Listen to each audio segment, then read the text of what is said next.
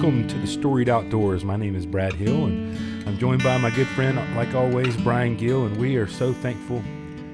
We say this all the time at the end, but we're really thankful for those who listen, especially all of you who have taken time to leave reviews and send us encouragement. Your encouragement has helped us grow this podcast and help others to find us. So we're very, very thankful for you taking time to do that. And today, man, what a special episode that we have today. As we're going to be closing out the season with this conversation. We're recording it in advance, but today we have some friends from past seasons coming back to join us to see sort of a "Where Are They Now" episode of. We asked them last time that we talked, what's your next adventure? And so we get to hear a few of those stories about what's going on in their lives. So we're excited to have Ronnie Gatrey from season 1 to join us. And I'm looking forward to hearing what's been going on in the Gatrey household. And then right now we have James Whitmer is also on with us right now. He's got a lot going on in his life and we just heard in the pre-show some fresh snow on the ground. So I look forward to hearing so far what's been going on in these guys' lives, and then we're going to have a few others join us later. But man, thanks so much for joining us, fellas. Thanks for having us. This episode is probably going to air at the end of December, so this is like our New Year's Eve party, guys. Well, since you said that, yeah, awesome. Yeah. So minus all the noisemakers and annoying,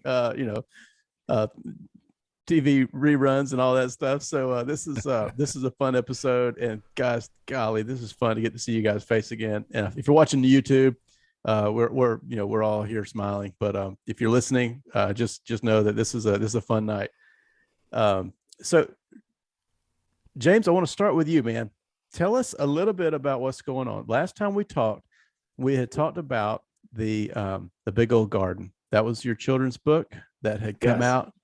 And, my children love it. And, but there's been a lot happened since then. I think if I'm counting correctly, you have 2 books since then. That's correct. Tell us a little bit about what's been going on, man. So a little while after I got to talk to you about the year in the Big Old Garden, I got to finish up and put out, kind of on and off for like 10 years, probably. It's just one of those that just never really goes away. The title was The Strange New Dog. And it's a mystery aimed at about the same age group. Family with 3 boys and a whole bunch of pets and their personalities. And that was a lot of fun to write. I think one of my favorite things about animals is realizing that God gave them personality just like he did people. And it's really fun to get outside your own head and your own perspective. And then at the end of last time we got to talk, you said, what's your next adventure? And I know one of the things on my list was to go out early in the morning and spend some time sitting next to a pond that we had just put in the corner of our garden. And of course, it wasn't just that day, it was days afterwards and weeks and crazy things. Just this neighborhood garden, neighborhood pond, and we've had great blue herons drop in, and the raccoons that we thought were probably in the neighborhood, leaving footprints in the mud and climbing on my house and down and my chimney, which was less fun, but we persuaded them not to do that. I like that. You persuaded them. That's such a kind way to say that. That's a James Whitmer-ism there. Yeah. I got a feeling your persuasion and mine are 2 very different things, James. Well, violence was an option that I was not allergic to by the time it happened, but we found out that they really hate certain kinds of noise. We had like some mason jars and a few things that we banged together and freaked them out so much that they didn't come back. Wow. All right.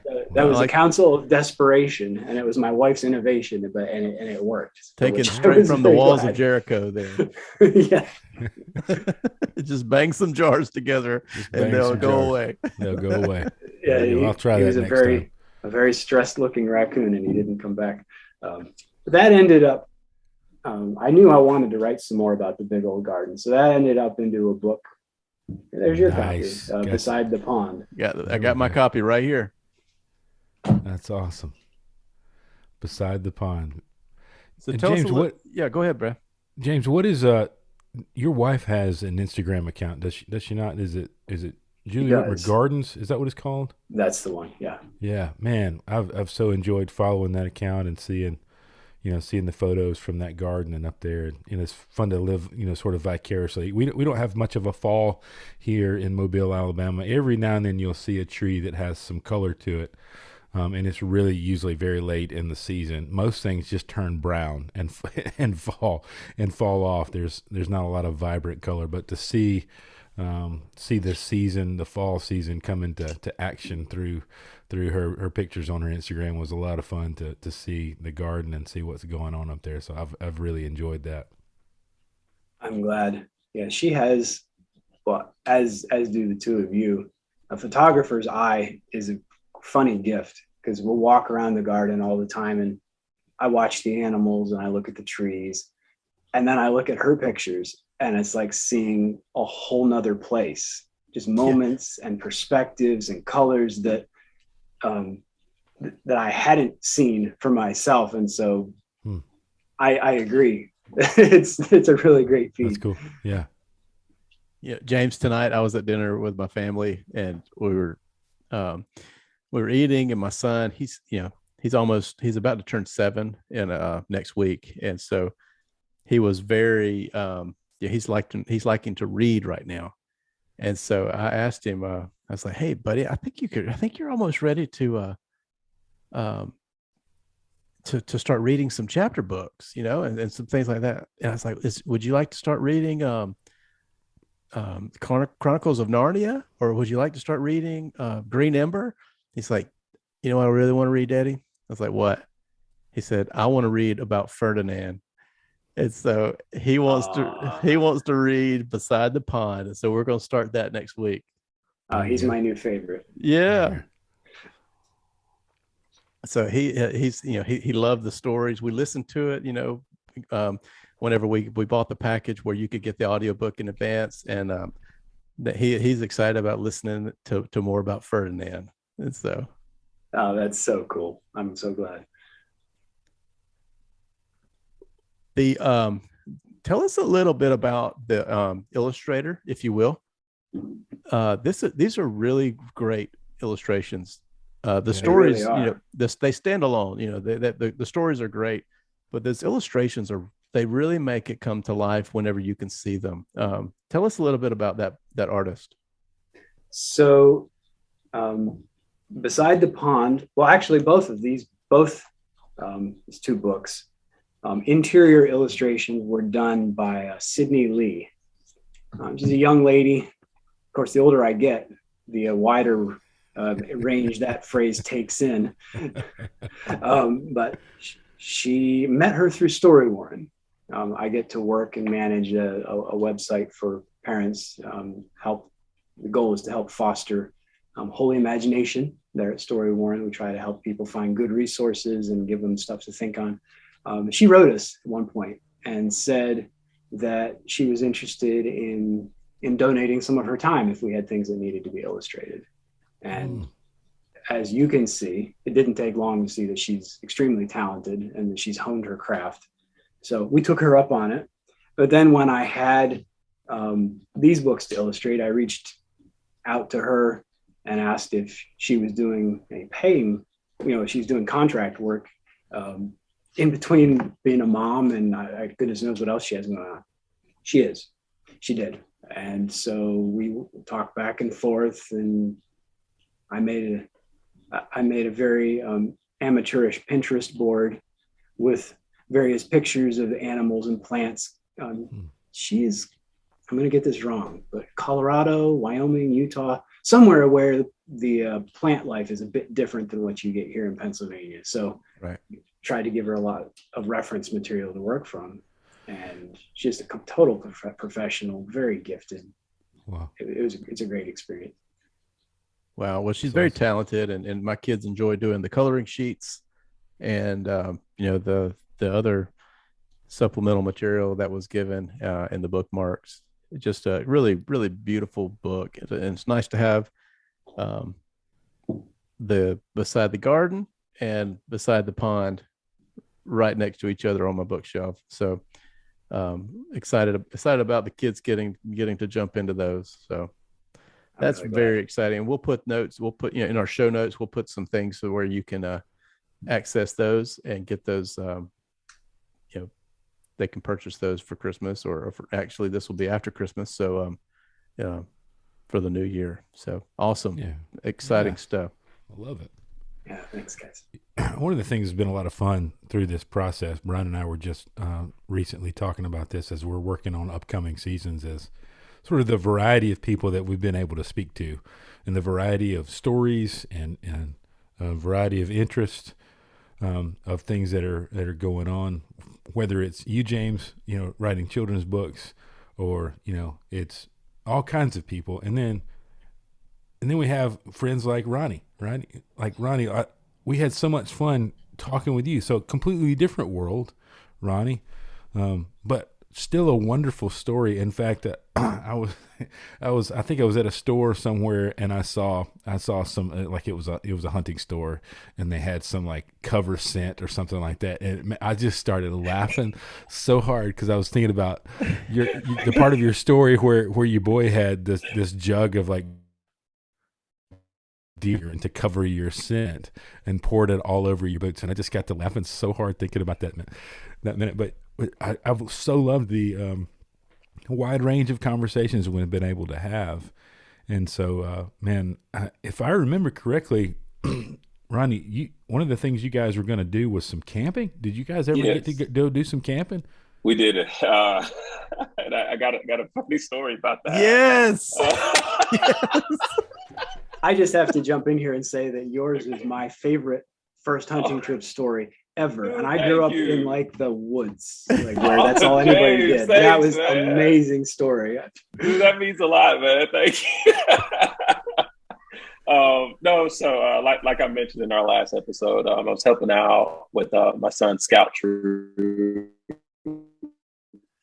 And was camping planned, and that's right. So it was with the Boy Scouts. It was the Boy Scouts, okay. yeah. My oldest son, yes. yeah. So it was a day I had circled in red on the calendar. well, let me rephrase that. It was a weekend I had circled in red. Oh, but anyway, so we sign up, and my son is heckling me, and he's like, Daddy, you don't go camping. He's like, do you know how to camp? Do you know? I was like, son, I got this. Like, I'm good. He's questioning your manhood. Right.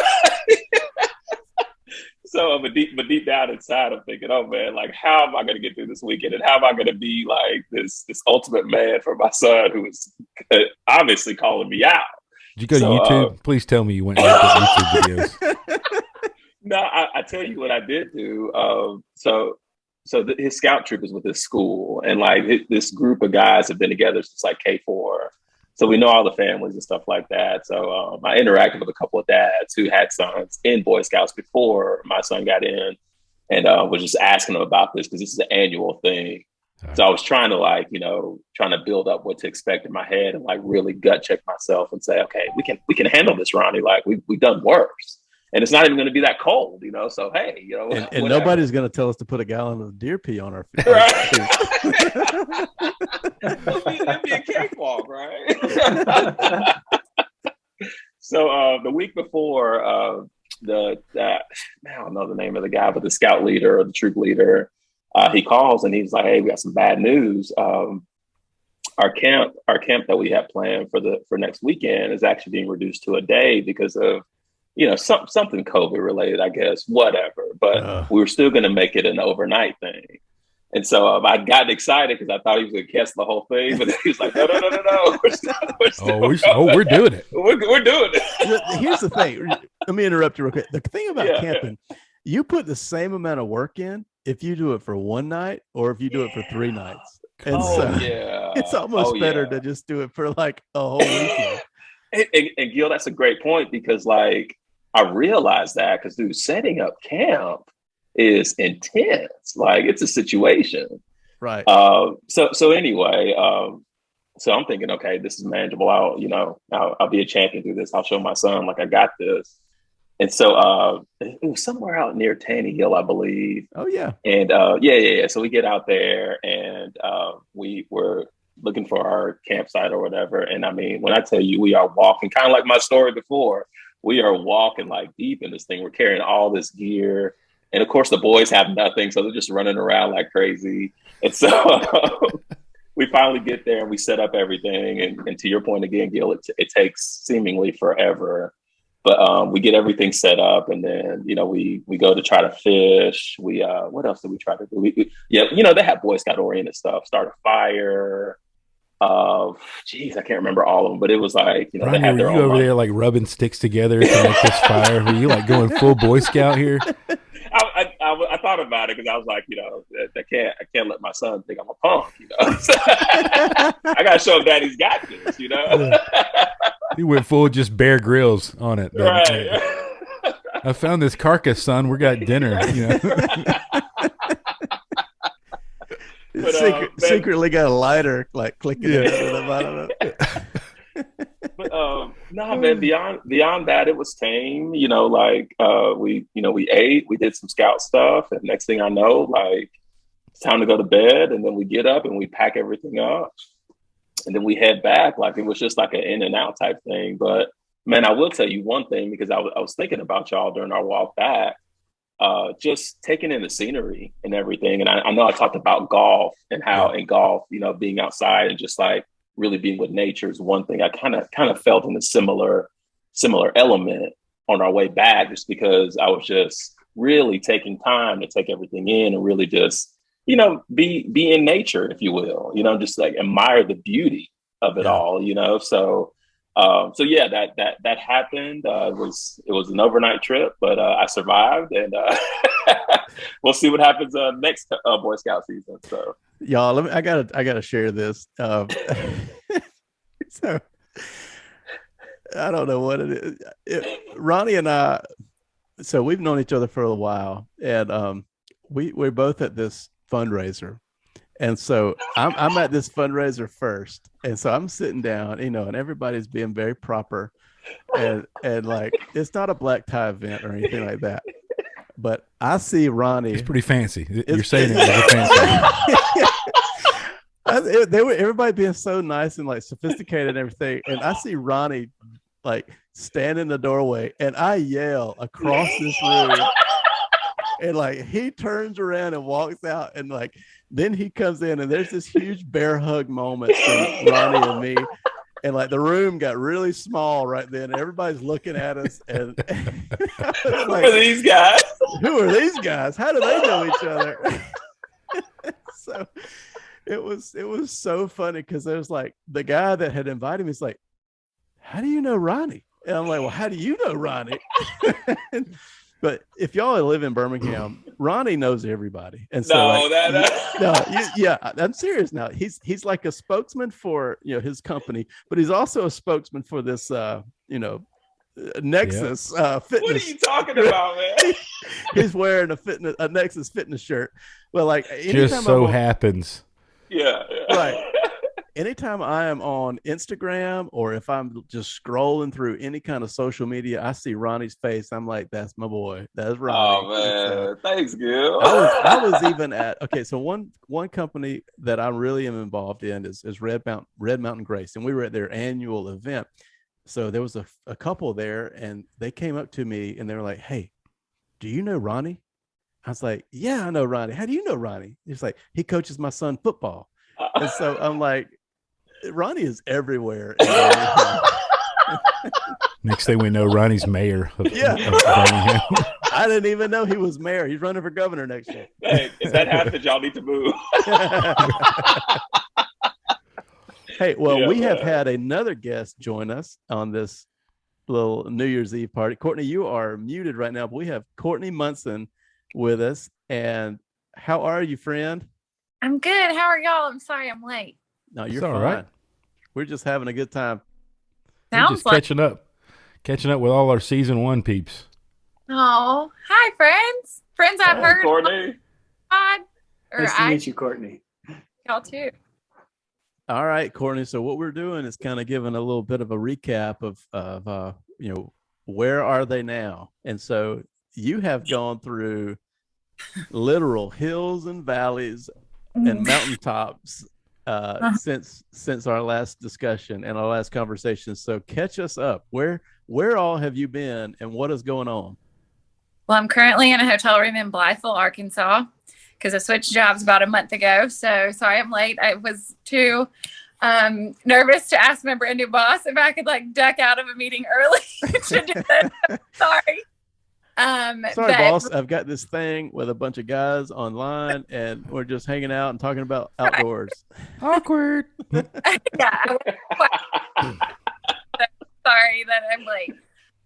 But I guess since we talked last, I have trained for and finished my 3rd 100-mile run. Woohoo! Wow. Really wanted to say. So that was kind of what I spent most of our pandemic year doing, I feel like, was deciding if I was going to do that, which I had to withdraw in March or February of 2020. So I withdrew and then knew that it just wasn't my time. And then I got to sign up again that following October, I guess. Now, was that because you didn't feel prepared? Was it an injury? What was going on? Oh, I was definitely not prepared. It takes so much. It takes so much effort. It takes so much time. It takes so much of your family and everything. And I had been I'd been really busy with work, and I had just a bunch of things going on in my life that I was just like, I might could do this, but that's not the way you run 100 miles. And so I knew that, and I pulled out. It had nothing to do at that point with pandemic or anything like that. It was really just me saying I don't know. And you can't go into a race that long and not know. Well, you know your limits. You know yourself. You'll always have doubts. That's part of why we get, knowing in February, I'm not sure. That's a terrible place to be. So I withdrew, and that was fine. And then, when everything shut down, I just started walking a lot and running when I could and doing whatever I could, and kind of thinking we'll see what happens. And then when the race reopened in October to sign up again, I knew I wanted one more shot. And I kind of thought I've always had 3 or 4 hundreds on my list. I've been able to do 2 of those. And this was kind of the last one that is kind of a bucket list race for me as far as hundreds go. And I had 2 surgeries in 2016 and 2017. And I think in the back of my head, I never really verbalized it, but I think I always wanted to know if I could still do it after all of that. And so that kind of became a big driving force, was okay, I want one more chance. I want one more shot. This race is beautiful. This is where I want to be. If it doesn't happen, it's still beautiful and it's still where I want to be. So I just started getting to work and running a lot and spending a lot of time on the trails and just doing everything that I could to build a base, which looked completely different than anything I had done before. My first 200s, I ran so much. I ran a couple 100-mile weeks in each of those. And this time, my body couldn't handle it.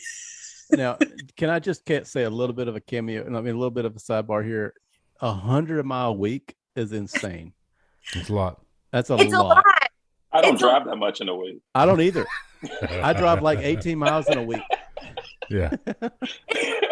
Yeah. But it's fun. It's I know that sounds crazy, but that's good goal for, like, I love being able to do that. You get to eat everything in sight for the week before and after. And like, you have nothing to do but run for like a week or two. And I love that feeling. And I love being outside all day like that. And so in my head, I was like, I don't think I can do that anymore. And I couldn't. I did 2 70-mile weeks. So 170 and 175. I think I was with Sarah for one of those weeks, or one of the weeks around that. Yep. And I just kind of did what made sense, because I'm older now and my body is different. And what I did 5 years ago is not what I can do now. And that was like a harsh realization of like, hey, you can't run, you know, as much as you used to, but people do this all the time and still do it. So, you know, I don't know if we talked about this last time, but what do they say is running is cumulative? And so you have some body, like your body is like, okay, I remember us doing this before in the past, you know? Yeah. Mine has some serious amnesia. I'm just going to be real. You're not alone, bro. But it's different. I mean, what are we doing? There were days, I mean, it was the hottest it's ever been, this training cycle. I mean, 107 degrees on a day that I had a 6-hour run. I assure you, I've never done that before. Yep. It was miserable. And yes, I hated it. Was. You were out there doing the same thing. I was out there in those afternoons, and it was absolutely miserable. And like, I did not do that last time. I know I didn't. So yeah, it builds, but like at some point, like every training cycle's different to do it. And so did the best that I could. I got my people in order. My sister went with me, and then I had 2 friends, one from Colorado and one from here, that were going to go with me. And so we took our little selves out to Idaho at the end of September, and I ran 100 miles. That's awesome. Fun fact, Courtney, you know this because we messaged one another, but it was the same weekend I did Ironman Chattanooga. We were both at 8:00 in the morning. Start. Perfect. Yeah, just I was there with my suffering. camera. Can I just say that? Yeah. So that was pretty cool. Fun fact that we were doing something ridiculous on the same weekend. So yeah, it was weird to me because I had so many friends at Ironman, and like triathlon community. I love y'all. It's where I started, but like they talk about it so freaking much that oh yeah, covered in triathlon. And my sister and I were both like, "But you're running 100 miles. Why is no one talking about it?" And I was like, because it's just a different world. Yep. But it's just a very different world. But it was fun to like. I was done Saturday night, and I guess y'all started Sunday morning. Mm-hmm. Yep. So I was awake from not being able to sleep after running 100 miles and getting started. And so that was cool to like kind of be living on my high and see everyone get started. But like the point of an Ironman for a lot of people, you know, everyone has different goals. The point of 100 miler is not for me to go fast, but for some of my friends in an Ironman, it's to go fast. And so they're all talking about their places and all these things that they did. And I'm like, I don't even understand. Like I can't. I was just trying to cross I'm just trying to cross a line over here. And I mean, it was a hard run for me. It was hard for my people that were there. It was beautiful. And I am so glad that we did it, and so glad that I tried it, and so glad that it was done. It was a lot. But I've never seen anything as beautiful as those trees and as that lake. And I mean, it was like, I haven't said it was the hardest thing I've ever done, because I don't know that I think it really was. It was hard. But that's part of the deal. So yeah, so I did that. And then 3 weeks later came back and had ankle reconstruction surgery. Moderated. Oh my goodness. So that's what I've been doing ever since, is not running. Are you in the boot? I'm still in a boot. Well, right now I'm just like, I took it off as soon as I walked in the door, and I'm like trying to rub some of the swelling out because this stupid thing, it just swells like crazy. But Courtney, does your orthopedic surgeon just hate your guts? no, loves me because I'm paying for his children to go to college. Oh, that's a good point. That's a good point. It's totally the opposite. No, he absolutely loves you. That's right. That's cool. We had a lot of conversations, I guess. So the race was at the end of September, and I was in his office in March and said, this is the second time that I've had a pretty serious sprain, maybe a fracture. Like, what are we really doing here? And so in March, I kind of said, like, is this reasonable? And like, am I going to cause long-term damage, whatever? And he was like, no, like, it's all done. What you have done to it over your life. So you're not going to hurt it. Just if you can handle it. And I was like, oh, I can handle it. And I can do hard things. So my pacer kept telling me over and over, you can do hard things. And I like wanted to punch her in the face 1,000 times. But can I ask a question, Courtney? Sure. I'm just curious. Like when we work out, we oftentimes do a 800-meter run. And I know for me, usually about the 300-meter mark, I'm having a lot of bad thoughts. So thinking like, what at 50 miles, like what's your mindset? Like what's going on? Just out of curiosity. It changes a lot. It goes all over the place. I was nervous at the start of the race. And so the first 3 hours, I was really nervous of just like, what have I gotten into?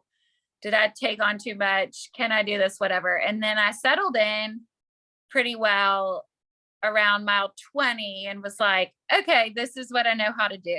And that was great. Like that was comfortable. I mean, relatively, and just felt normal. And then overnight is where I love to run. And I got a new pacer overnight. And so she was full of energy and so many words and just wanted to talk my ear off. And so that kind of gives you a little lift when you really kind of need it. And then, you just kind of hunker down. I mean, it's all hard, but to me, I kept thinking, if I stop, then what? Like, if I like that. Stop, am I going to do this again? No, or maybe, but no, we don't want to do this again. Like, this is it. And so I think that was driving a lot, was like, my people are here.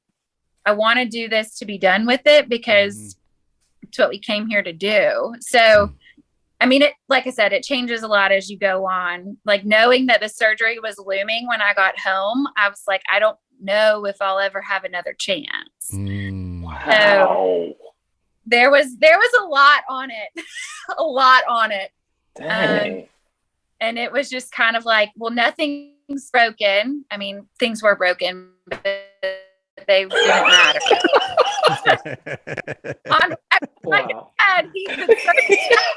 Wow. They were broken, but they weren't that broken. They've been broken a long time. At that point, it'll be fine. It'll be fine. He knew what I was doing, and he told me it was fine. But he sure enjoyed getting to cut me open and scrape it all out and put it all back together. So wow, I just love that after you ran most of a marathon, then you were settled in and felt like you were okay to actually run a race. Okay. Now that we got the pregame, let's do this now. Yeah. I guess we could do some serious running now. It does kind of take that long to like figure out where you fit in the group. Like, the people that are around you, I call them my family or my neighbors, because like you end up in a group of people that you're kind of with all day. And like my sister and my crew knew who our family was. And so they knew if they saw this guy and this girl, then like I should probably be coming in soon. And then if they saw that girl and that girl, I had felt like something had happened. And so they were, you kind of just get in a rhythm with the people around you and kind of fall into a kind of place with them. So it does take that long. I mean, when you're out there for 34 hours, 20 miles in, you're, 5 hours in. Like Courtney, what was the course like? Is this a loop you're doing a lot of? You've done it. It was an out and back, or no, it was point to point, not out and back. It was point to point from Logan, Utah to Bear Lake, Idaho. Oh, wow. Almost. Awesome. Your race was longer than Ronnie's camping trip. I mean, it would have been nice.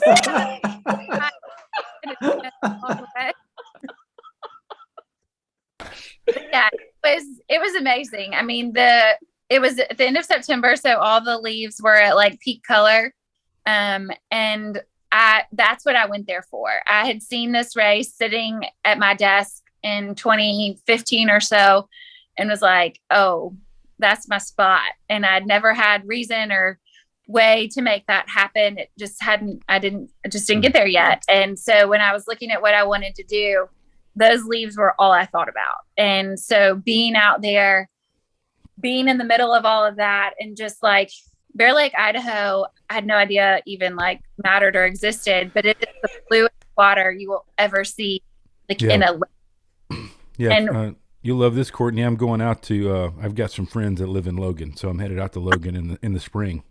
Okay, so when you drive from Logan to Bear Lake, that's what we ran. Like it goes like along the canyon. So you'll have to definitely make that drive. Yeah, go check it out. And like that was what I wanted. And so being able to go and spend that time out there and like be in those trees was, and I mean, when we finally crested the last hill, I was like half dead, but all I could see was the blue from the lake. And I was just like, that's where we're going. And for like this long, I was so excited. And then I was like, oh my God, it's so far away. We're going to get there. Wow. So that was hard. All right, Courtney. So here's the $1 million question. Okay. Are you doing another one? Brian Gill, you know that I'm struggling with this. Here's what I know. I know you've said you're retired. Hashtag retired. Hashtag retired, but you're also on a waiting list. So yes, when I got done, I was done. That's it. And when I quit triathlons, I also was done. And that was now, 8 years ago. And I never looked back. So I kind of thought I would be done with this and like really be done. It's hard on me. It's obviously hard on my body. It's hard on my family. My family is really done with it. They're tired of crewing for you. You have to get a new crew.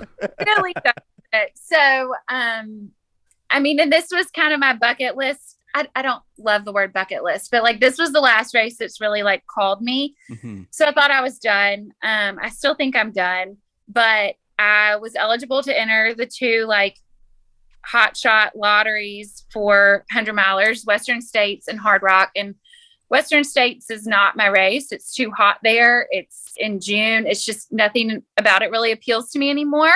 Mm-hmm. But Hard Rock, those San Juan Mountains, like I want some of that. And so it's calling you. So that lottery opened and I was like, I'm just going to put my name in the hat and a jet. We'll see what happens. That I have extra tickets. Like you get more tickets the more years that you've entered. And I forgot that my last 100, I had a ticket left from that and it's still carried. So I didn't even remember that, but I entered the lottery. There's so many complications to this lottery, but basically there's 150 spots minus like 18 people rolled over for this year. And then they allow 6 special entries. So basically 125 spots. Mm-hmm. Then they divide that down by people who have done it before and not done it before. Then they divide that further by men and women. So I was really going for one of like 14 spots. I'm running out of fingers. Yeah. So you're saying there's a chance. That's how I was like, no, I'm not going to get in. I'm 1 out of 14 spots. And there's like, 2,000 people in this. No, like this is dumb, but I got to enter. That's what you do. So I entered and kind of walked away from it. And then this weekend I was out cheering on my dad at the St. Jude Marathon. And way to go, Glenn. Yay, Daddy. They were doing the lotteries and I was watching it on my phone and I was like, oh, well, I didn't get in. That's fine. I told my family, they were like, great. That's awesome. Good job. They were so excited I didn't get in. And then I got an Instagram direct message from a friend of mine. She was like, wait, Liz, great job. And I was like, I didn't see that. And then I got another one and they were like, oh my God, you're on the wait list. And I was like, I'm looking at it right now on Twitter. It says 10 people and none of those names are mine. So I was like, I don't know what you're talking about. And they're like, everybody's talking about it. Go look at the website. You're number 28. And I was like, oh, I only looked at top 10. About that. So I'm number 28 on a wait list of 31 people for the Hard Rock 100. And that is, again, one of 6 wait lists. So like the likelihood is slim. Right. And I can't walk. So There's that. There. Hating factors here. I'm kind of at a weird place of like, I still have a base that I will carry from last year. And Hard Rock has a 48-hour cutoff. So it's a long hike, right? This is not a ride. So there's part of me that's like, I mean, maybe. But it would be a family decision for us. And I need my people there more than I need to be there by myself. And so that's... So when we say retirement, it's kind of like a Michael Jordan retirement. It's a retirement up for the Hard Rock 100. There we go. Awesome. And that is true. I mean, it's a retirement from hundreds, except for the Hard Rock 100.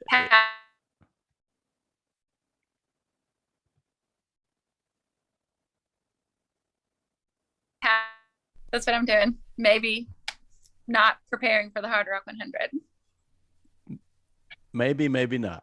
There we go. Yeah. All right. We gotta walk before we run. And right now we can't walk. Right now we can't walk. Wow.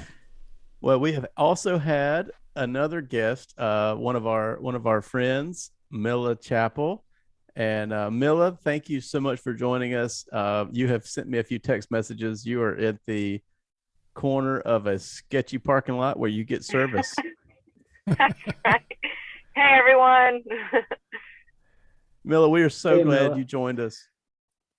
It's great to be here. And I have to say, it's really fun seeing these faces because I've listened to your podcast and it's fun to now see all of you in person, kind of, if Zoom counts as person. But anyway, it's nice to see all of you.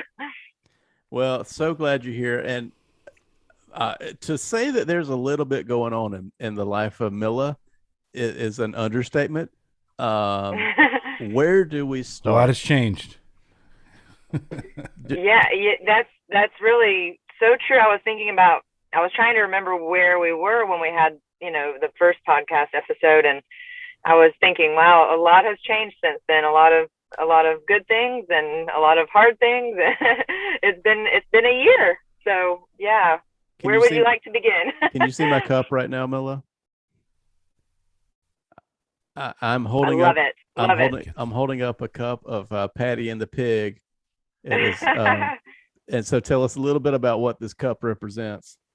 Sure. So, well, I was remembering on our last podcast episode, you always ask the question, what's the next adventure? And I love that question. I always am interested to hear what people answer. But my answer to that was that we were looking for a home. And so since then we have found a home, a piece of land and a barn that we're currently renovating, and have started bringing foster dogs to we call it Patty and the Pig foster camp, because our dog Patty and our dog Wilbur, the little pig, welcome foster dogs to camp, and we help them find homes through our Instagram connections. And it has been really, really fun and really rewarding. And so yeah, Brian's mug we did a big fundraiser to help with just construction. We need the property that we bought. There was really nothing on it. There was no fencing, and we just needed some kennels and some kind of basic setup for dogs. So we had a fundraiser, and Brian and his family were so generous, as well as a lot of our people on Instagram. And so that is what his mug is from. And since then, it's just been really fun to see it all come together. The fencing is up, the kennels are up, and we've had kind of a steady stream of dogs in and out that come and find their homes and then move along. And it's just been really rewarding to see that come together. So I've got A lot more than just dogs going that. on Yeah, here. that's where I was going with Brad. You know, you've got okay. Tell us what all you got. You know, it's more than just Patty the pig and a foster dog or two. Right. That's true. Yeah, that's true. We have a menagerie of we have chickens and turkeys and recently we have 2 goat babies that we recently added to the family, and one of our turkeys is now sitting on eggs, so we're about to have turkey babies, turkey poults, and we raised a squirrel this summer. It's my favorite. Following that story has just been it's been a blessing to my feed on Instagram. Oh, there's nothing cuter than seeing your daughter in a squirrel outfit going and feeding another squirrel. Right. That was a Halloween gift. I can't. It brings me so much joy, and I try so hard not to just laugh. Like I try to because she takes it really seriously, you know. And oh yeah. So I try to but absolutely, you put on that squirrel outfit, and we're gonna go feed the squirrel, and you know, just try not to. I go laugh in the corner. It's her work uniform. That's right. Work uniform. So yeah, it's been a lot of fun, and his name is Oliver. He's now living in a tree right behind the barn, and he's a big boy now. He's living on his own, but he does come back for snacks, and so that's it's been a lot of fun. That's incredible. Milla, what has the photography work continued that you hold dear? It has. It's been different. You know, New York City, the dog photography that I was doing there, it's just a very kind of specific clientele in a big city that we don't have here. Right. So I've kind of shifted into using that as a way to take pictures of these dogs that need homes. So rather than doing dog photos for clients, I kind of do it now as a way to try to help these dogs find their homes. And yep. It's the same type of photography, but just used in a different way. And it's been a lot of fun because, you know, I can do it in the land. You know, we have some fields and we have some streams. And so I kind of have a lot of fun playing with it in different locations. And so it's different, but I'm really enjoying the way that I'm able to use photography now. And it seems like, you know, it's helpful and it's very meaningful for me. Yeah. How different is you said the clientele was different. I can't imagine how different the clientele would be from New York to Southeast Alabama. It is. Yeah. I mean, a lot of people have dogs, but it's just not the same as, you know, someone in New York would hire, you know, and people have hired me actually to fly to other cities to do photos of just their dogs. You know, dogs are, there are people probably like that here, but it's not as common. Yeah. So I enjoy doing photography of dogs in a different way here. And it's been a nice change of pace and just a rewarding way to use, you know, what I enjoy doing. Yeah. I mean, I think there was that movie, we bought a zoo, but you guys bought a farm. Right. So right. It's been quite an epic adventure following that. I've loved it. Yeah, it's thank you. It's been a lot of fun. It feels like a zoo sometimes. Someone just asked me, did I want to, had some bunnies that were on their property, and they're like, oh, would you like to take some bunnies out to the farm? And I was like, no, thank you. I don't want any more mouths to feed at this moment. I'm good. Wilbur would have had a heyday. Wilbur would be, yeah. Can you imagine? It would be ugly. It would be not a good idea. Yeah, that Instagram reel would not have been safe for children. No. Warning, graphic content. That's not the conflict that James would like to write about either, right? That's right. Yeah, I feel like there's a really strong collaboration effort here going between James and Milla. You know, absolutely, I would love that. Sounds like there's a lot of potential there, huh? Yeah. Anything else going on that's really big in your life, Milla? Well, yes, we are expecting baby number 2. So that's another right. that's another really exciting. Yeah. That's another exciting thing going on right now. We're really excited, and Rena's just really excited to be a big sister, and we're due early summer next year. So we're very thankful and excited about that. Rena has, I feel like, been waiting her whole life for this moment to be a big sister. She really has, and she's been planning all the things that she's going to teach the baby. I'm sure. I'm certain. Starting with I think how to she feed a thinks squirrel. yeah, that's right. I think that she like she was telling me that she's going to teach the baby how to go get the chicken eggs, and I was like, maybe we need to talk to her more about, like, babies don't come out, going to collect chicken eggs. It takes a while. They don't walk for a little while. I think we need to prep her a little bit. She's going to be disappointed. You have a great palate for all those conversations. That's right. Wow, that is fascinating. I'll tell you something, guys, something I'd really like for us all to kind of maybe briefly get into. Just, I'm sure there's a lot, but since, when we have you on, you guys come on and we share and we ask a lot of questions and we hear about your journeys. One of the things that we say in the podcast intro that you guys are aware of is the adventures that shape us, right? These stories and adventures that shape us. And we're trying to encourage people to reflect on these experiences that they've had and learn from those experiences. For each of you, whether it's you, Milla, or James, or Ronnie, or Courtney, like, you've had experiences since our last conversations.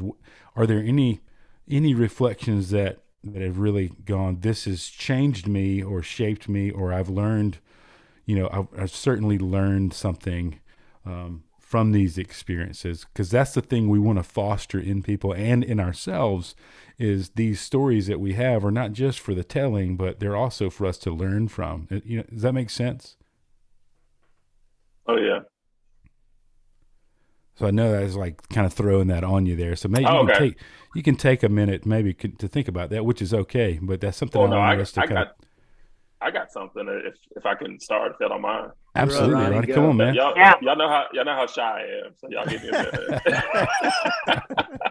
No, and I hope I got the question right. But in thinking of the story I shared with the hunting and everything, the biggest lesson for me is just be open to different perspectives, different experiences. That I would have never intentionally gone hunting on my own, just because it's something I at the time I never cared to learn more about. I had a very basic viewpoint or ideology of what hunting was, but losing that bet, which I haven't bet anything other than a quarter on Alabama football since then. But losing that bet and then being thrust into a new environment, a new experience, you're kind of forced to deal with it. And, as dreadful as certain parts of it was, like, overall, I kind of pat myself on the back for still, being present, being available, being honorable to, not only like fulfill my end of the bargain, but to allow that experience to shape me and other future opportunities that came my way after that. So paved the way for a camping trip with your son, right? Right. So who knows how terrified I would have been of that had I not had this experience, So that's my answer in a very, very big nutshell. So hopefully that's good. What you're wanting. Okay. Yeah, absolutely. I'll go next if that's cool. I think for me this time, like, I kind of knew that this was probably my last go at it. Mm-hmm. And, I talked last time about how when I went for my second 100, I felt like I wanted to carry the weight of the race on my shoulders. Like, I wanted to do that myself, and how, like, I had to be selfish about it. And I feel like this whole training cycle and then doing the race was the complete opposite. I came down to Birmingham and got to run with Sarah for a weekend. I, would meet friends out at the forest occasionally and run with them. And, like, I had, I handpicked these people that I wanted to go with me. And, like, my family was super invested in it because I was living with my parents while my house was being renovated. So, like, obviously they're invested in it anyways, but, like, this wasn't just about me. And it took so many people to make it happen. And so many people were worried about me, knowing kind of where I was in like everything. And so I think I tried to keep it really private because that just matters to me a lot in my racing right now, but I wasn't really able to do that. And that made me really nervous. I didn't want that pressure. I didn't want people talking about it. I like tried to talk about it as little as possible. And it kept, you know, people would keep bringing it up and make me talk about it and make me say like, we're doing this and, you know, this is what's happening. And it was because they were excited and they wanted, they were a part of it too. I mean, I want to share with you. Yeah. I mean, I'm so grateful for that because I didn't want that for myself. And I'm grateful that my people cared enough to say, we want this for you. And we don't mind if you come to Birmingham for a weekend and you run and sleep. Because that's basically what I did. Like, that's fine. You came to Birmingham, you ran, you sleep, but you also brought Muddy's cupcakes. I did. Oh, yeah, from Memphis. All right, that's right. So I think knowing how my kind of road was when I first started hundreds of like, this is all about me. I've never thought that this is all about me. I've always known it took a village, but having that really, like when we finished, there's a really short video that my friend Lexi took that was out there with us of us just like bursting into tears, all of us. And there's a quick picture of me giving my sister a hug and my other pacer with her hands like up in the air having a party. And like those are the things that I love because those people were the people that I wanted there. Not to say there weren't other people that I wanted there too, but they had lived this whole year with me and we did it together. And even when I talk about the race now, it's never like I did this. I so feel like this was a we. And that is something that in my like big life, you know, I can feel a little isolated sometimes. And so that makes it kind of come back around to like, it's not just me ever. Yeah. I was, I can't remember his name. It just made me think about something I was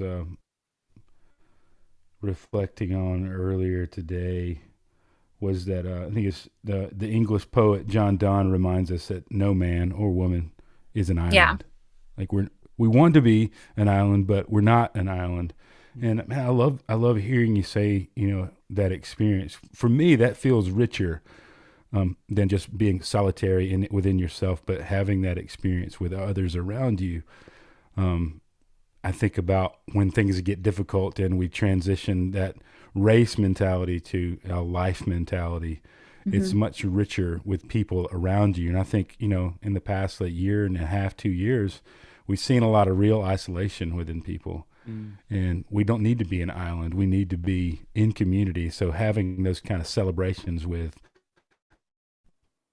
those friends when it's a we, don't you think? I mean, or am I tracking there? Yeah, oh, for sure. And I think what's hard for me now is thinking about Hard Rock and not that, I mean, the likelihood of me getting to run it is so slim, but if it were to happen, knowing that my whole group has some hesitations is really, they are valid, so valid and so warranted.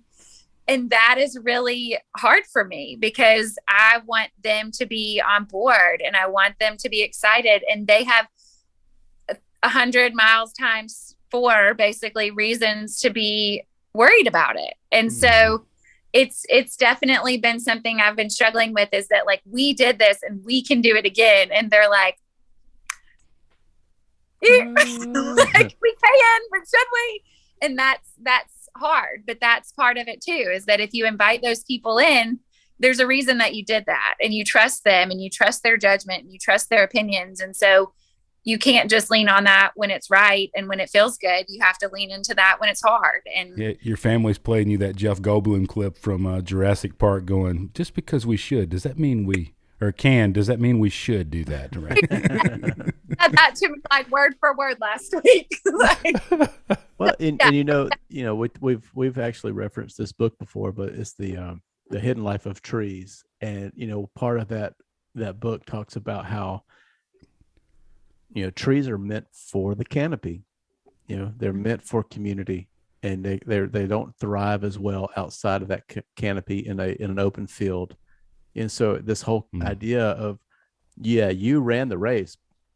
It took a canopy or surrounding you to shelter you, to support you, to be there at these checkpoints to help you along the way. So yeah, we're built for that. We're built for community. We're not built for isolation. I know, but an Enneagram 5 really wants to be. That's right. That's the Enneagram. It really does a good job of showing us where we can grow. So yeah. Yeah. Good stuff. Thank you, Courtney. Sure. I can share next. The first thing that came to mind when you asked that question is that I just think the experiences of the past year or so have really shown me and taught me patience and have shaped me in that way. I think that especially when we're going through a big life change, it's easy to want everything to happen quickly, and I want to be happy now, and I want to be content here now. And, through, God's faithfulness and the waiting process, I learned so much. And there were so many blessings in the waiting. So I think, looking back on this time, I think I will always remember there's blessing in the waiting. And I think it's definitely shaped me in that way that, there's still waiting that's happening, but so many good things have come to fruition. It just took time and still is taking time. So that's what came to mind for me. Wow. And that journey, golly, you talk about the waiting, that journey is part of helping us to reflect and be still and know that he is God. And the whole aspect of, what are you teaching me right now in this waiting? That's preparing me for what's to come. And wow, yeah, that is so true. The waiting is so important. Yeah, it's it's not what anybody, waiting is not natural for any of us, I don't think, but we surely are shaped through it, and we learn to trust in God and in that process, or at least in this, I did in this case. And so, in the future, I think it will be easier to look back and to say, God's been faithful even when I had no idea how this was going to work out. A lot of different things, the waiting for a home and waiting for, a potential baby, and, many different ways, through seeing God's faithfulness in certain situations. It helps us when we can look back on that and say, no, he was faithful here and will be again, whether that looks like what I wanted or not. That has been what I've been learning, for better or for worse right now. Yeah, Milla, I love, I'm so thankful for that message, because that's yeah. And we need those, we need that kind of remembrance. We need to, people in the Old Testament would set up an altar, to remember things. Yeah, that's right. That's such a yeah, so true. That the Lord had provided, and I think about what the Lord does in waiting. I'm sitting here, I'm looking at the book, Andrew Peterson, we got to interview this season and talk about the God of the Garden, which has was a great book. And he opened up his discussion about writing that book is when we went into lockdown, he was approached about writing another book. He probably would have been touring, and he may not have slowed down enough and waited to tour and written this book, and so what we see as waiting and, gosh, I wish this would hurry up and happen, God sees as, I'm doing some things right now. Right. We look back in the life of Paul. Had Paul not been put in jail, he never would have written the letters that we get in the New Testament, because he would have been on the mission field. He would have been going and doing and going and preaching. But the Lord's like, no, bro, I need you to slow down for a minute. And he locks him up in a Roman jail, and we get beautiful letters like the letter to the Philippians, which is his happiest letter, that he never would have written had he not been chained to a Roman guard. And so sometimes what we call waiting, God's like, I'm working.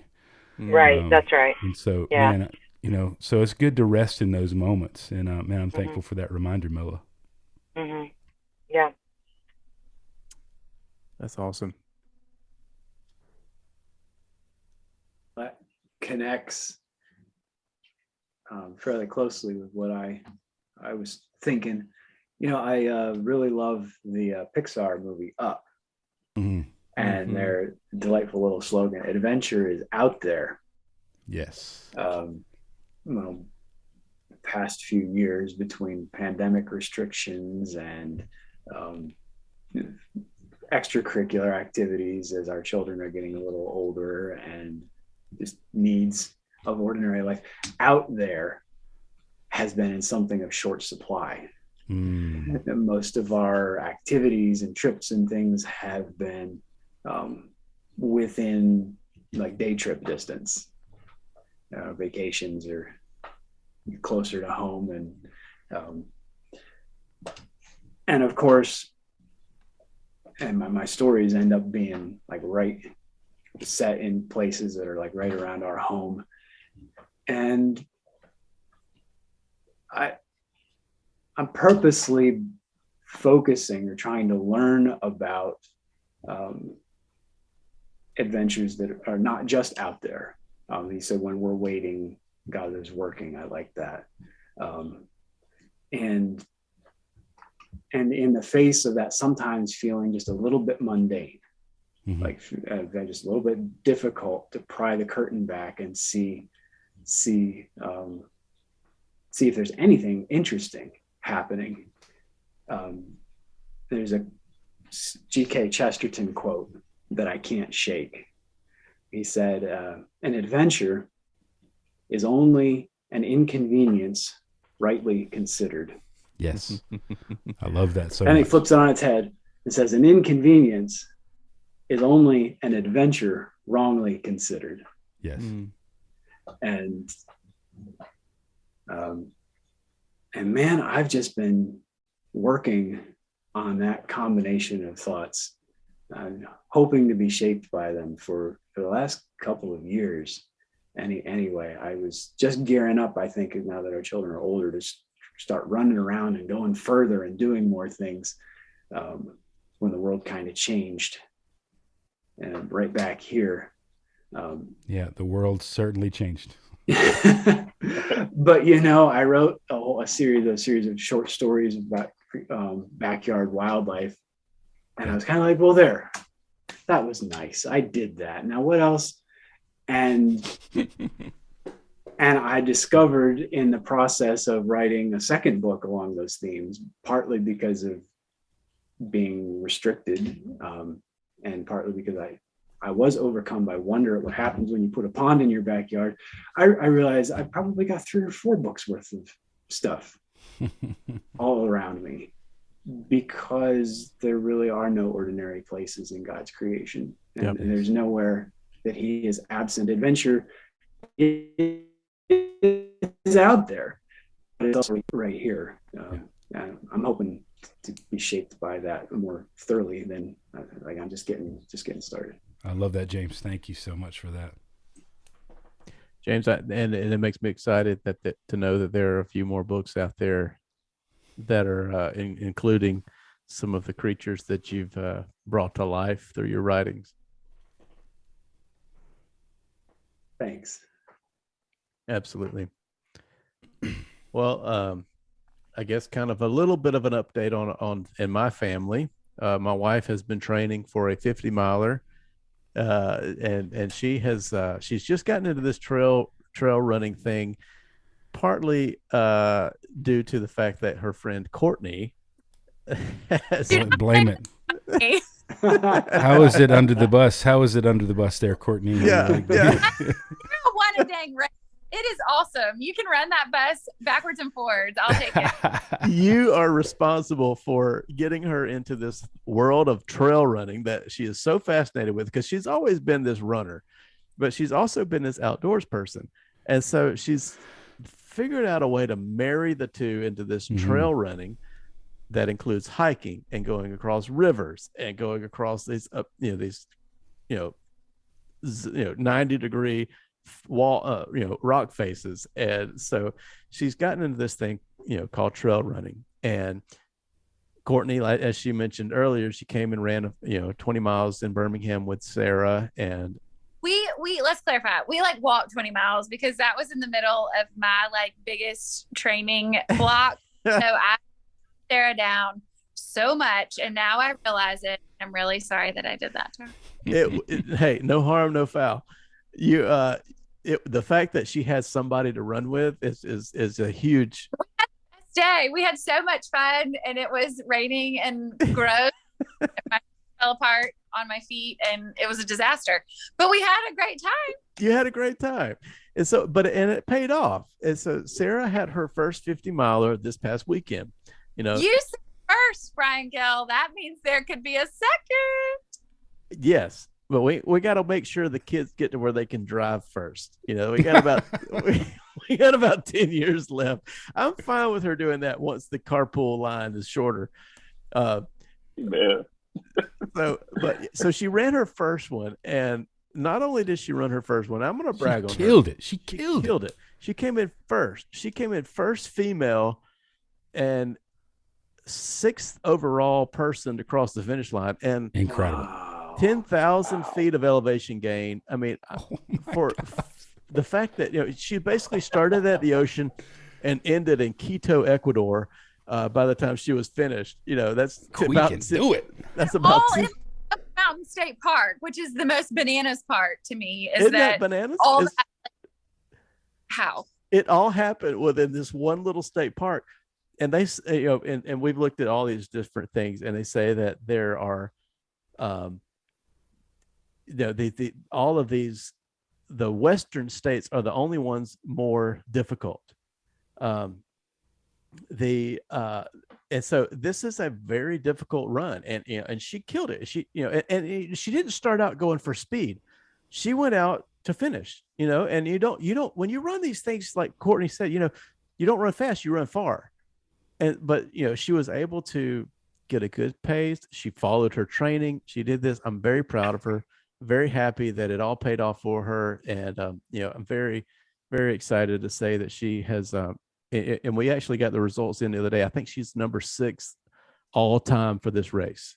Wow. So very, very happy. Oh, Ryan, my question that I didn't ask her yet is if she threw up any coffee flavored goose.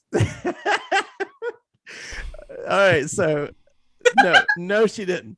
Oh gosh. But here's the thing: when Sarah was running, wind up for a no. Yeah. Here's the backstory on that. So Sarah and Courtney were running the Louisville, Kentucky. I think it's called like steeplechase marathon or something like that. Okay. But maybe I don't even know. Pegasus marathon, is that what I don't know, something. But what it is, you run through steeplechase and then you finish. But Sarah finished her fastest marathon ever at the time, and at the finish line, I'm taking pictures as I do. Most people run. I'm the photographer because I don't run, and she's got this cheek full of chunks, and she lets it all out right there at the finish line. Thankfully, I did not get that photo, but I did get the cheek full. Right before it. I got it right before it. And Courtney's eyes are as big as golf balls, looking at her like, you're about to throw up. She's about to blow. We ran like a 30-minute negative split. She beat her PR by like an hour and a half. It was the most amazing race. And we were about to break 4 hours. And I was like, we have to go. And she was literally like, 4 seconds away from beating a 4-hour marathon. Those 4 seconds were out there. Sarah still says they're not. They were out. I tell you what's not out there. Any more of Sarah's goose. She clearly didn't have anything left. She had nothing left. That's Coffee incredible. Since that day. Coffee flavored goose. Yeah, she's never had another goose since. Ooh. She's switched to the gummies. But she got PR that day. Yes, she did. She got a PR. Wow. So that's kind of what's been going on in our life. We're very proud of Sarah, and if she had not been the most introverted person in the world, she would be on this podcast tonight. And but she was very adamant about not being on here. So and excited to toot her horn for her. Yes, we will. Yeah, I will absolutely. shout it from the rooftops. That's incredible. I love. I'm so proud because man, that's moving for a long time. So Yep. It's been so good to just briefly hear from each one of you, and for you to share your reflections and your stories with us. I think it's this exercise that makes us better, and the reason that we've begun this podcast to have these conversations, and so we've sustained it, and I'm so thankful that we've been able to do that, and to circle back to season 1 and to hear from you guys, and then hear from Milla from last season. And man, it's good. And we always close it, and I will continue to do that, saying we hope all of this encourages people to share their own adventures, whether they're far or near. James, to try new things, like Ronnie, to open yourself up to new experiences, to be in community. God, like Courtney, to lay down those roots and to be a stream, a tree planted by streams of living water, and have those other trees around you, right? To be a we instead of a me, or to wait. Each of those reflections are so important. And those stories, somebody needs to hear those things. I needed to hear those things. And so that's why I wanted to continue these conversations, to hear what's going on in your lives. So thank you so much for taking time out of your evening to spend with us this evening. We love it. And so thank you so much. Yeah, it's a joy. Thank y'all. Yeah. Yeah, thank you guys so much for what you do. And it was, again, I loved all of your podcast episodes. And it was just fun to hear from you, Courtney, and Ronnie and James. Good to see your faces too. Yeah, it's good to talk to y'all after just like hearing y'all as like these people on my podcast player. I'm like, oh, I'm talking now. Yeah, it's pretty cool. Yeah, well, building a community is part of what this is about too. So we're networking. So now we have friends that are part of this podcast, friends of the podcast. And so, man, it's wonderful. So thank you so much for everyone that's listening. Thank you again for taking time to add us to your playlist, to get those updates of new episodes. For many of you that have left reviews, thank you so much. That's how we grow the podcast. That's how we continue to share these stories and share all these adventures and all these very different stories with all of you, and as we build this community. And so if you want to do that, you want to help, leave us a review. And most importantly, share these stories with a friend. Maybe you have a runner friend that needs to hear Courtney's story. Maybe you have that person in your life that loves foster dogs and loves dogs in general and pets in general. You really need to follow Milla's Instagram account, because there's a lot of fun to be had watching those stories and seeing all those animals. Or children's books like James and Ronnie. You have a podcast too, which I love that you do that. And so each of those links will be within the show notes, and so you guys can catch up with them and follow all of these accounts and to share these stories and tales with your friends, and go write your own stories, share your own adventures in the storied outdoors.